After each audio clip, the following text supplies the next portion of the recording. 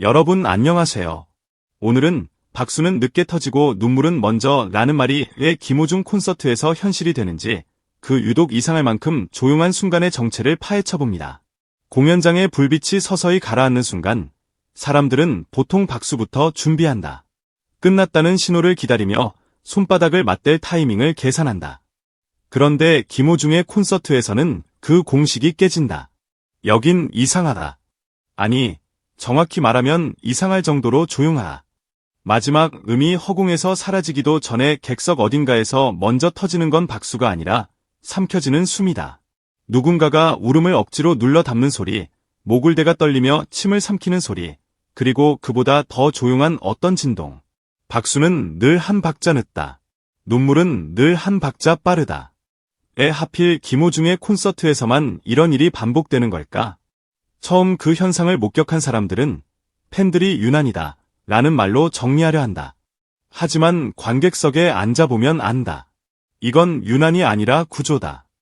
김호중이 무대를 설계하는 방식 자체가 관객의 반사신경을 비껴 가게 만들기 때문이다. 보통 콘서트는 관객이 따라 부르고 흔들고 외치며 참여하는 축제다. 참여를 통해 감정을 가볍게 분산시키고 그래서 환호와 박수는 자동으로 나온다. 그러나 김호중의 무대는 참여를 허락하는 듯 보이면서도 결정적인 순간에는 관객을 침묵 속으로 끌고 들어간다. 노래가 시작되면 객석은 환호로 출발하지만 어느 순간부터 사람들은 스스로 입을 닫는다. 따라 부르지 않는다. 대신 듣는다.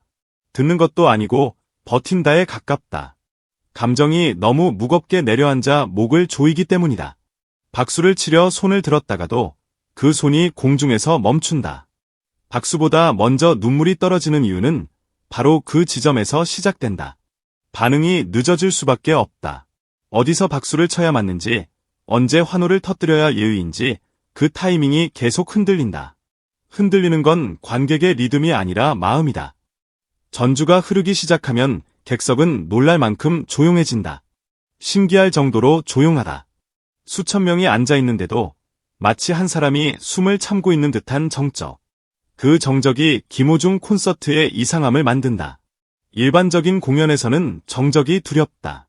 정적은 사고 같고 실수 같고 공백 같으니까.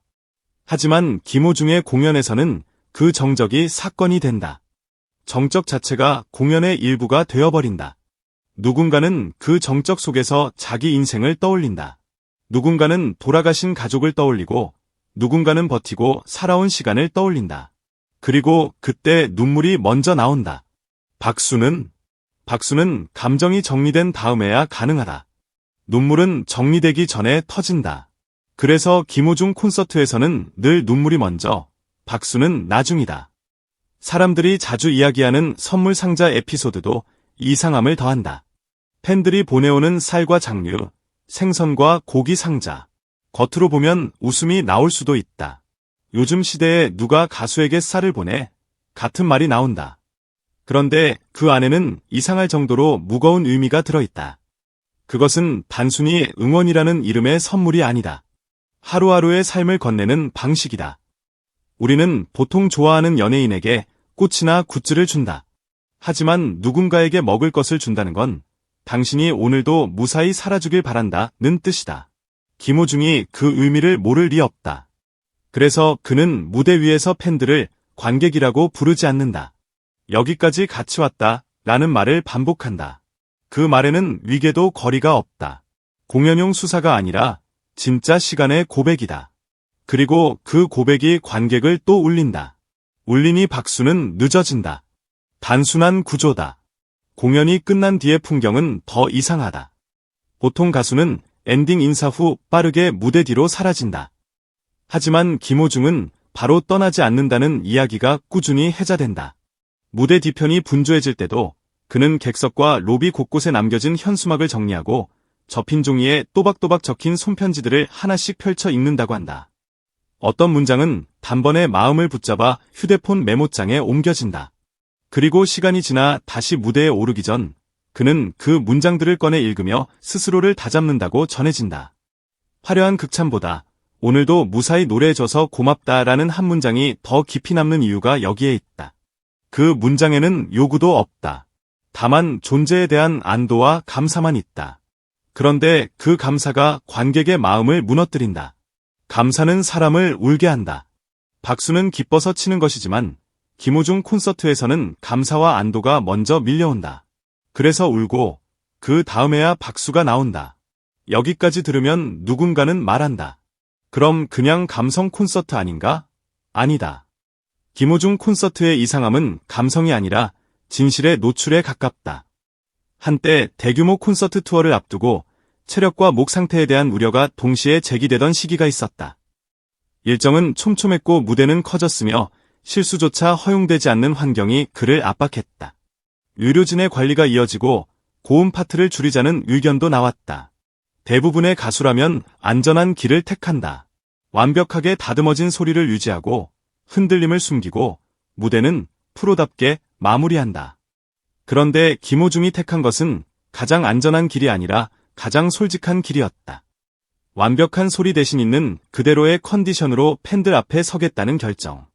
그날 그의 목소리는 매끄럽지 않았고 숨이 차오르는 순간도 분명히 있었다. 그런데 공연이 끝난 뒤 객석에서 흘러나온 반응은 뜻밖이었다. 오늘 노래가 더 진짜 같았다. 기술적으로는 흠이 있었을지 몰라도 숨기지 않은 호흡과 버티는 감정이 무대 위에 고스란히 남았기 때문이다. 이 지점에서 관객은 웃을 수 없다. 환호도 쉽게 못한다. 대신 울게 된다. 그리고 울고 난 뒤에야 박수를 친다. 그래서 박수는 늦게 터진다. 김호중의 콘서트가 오래 기억되는 이유도 그 이상한 구조 때문이다. 화려한 연출이나 규모 때문만은 아니다. 그는 무대 위에서 과거를 불러오는 방식이 남다르다. 그는 자신의 인생을 이야기할 때 미화하거나 포장하려 들지 않는다. 오히려 노래를 시작하기 직전 무심한 듯 던지는 짧은 한마디 속에 지나온 시간의 결을 숨겨둔다. 돌아가신 할머니의 얼굴, 자신을 붙잡아준 은사, 흔들리던 시절의 불안한 그림자 같은 것들이 그 말들 사이로 스쳐 지나간다. 설명은 길지 않지만 그 침묵 뒤에 이어지는 노래는 이미 다른 세계를 띈다. 특히 어떤 곡에서는 표정이 눈에 띄게 달라진다. 조명이 낮아지고 환호가 잦아들수록 호흡이 더 깊고 느려진다. 마치 한 소절 한 소절을 무대에서 꺼내는 게 아니라 기억의 가장 깊은 곳에서 건져 올리는 것처럼.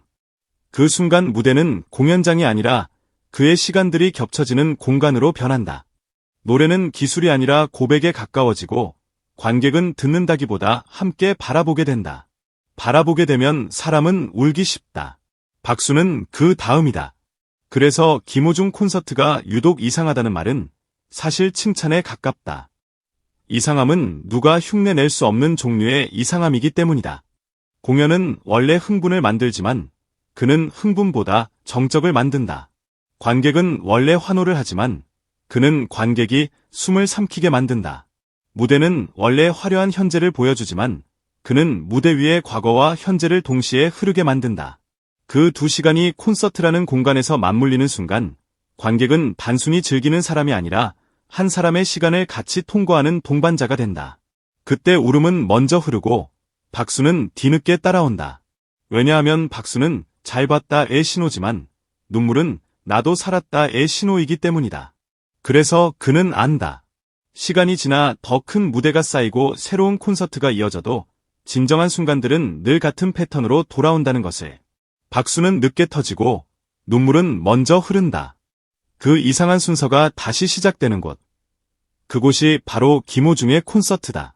그리고 그 순서가 깨지지 않는 한 그는 결국 다시 무대 위로 걸어 나올 수밖에 없다.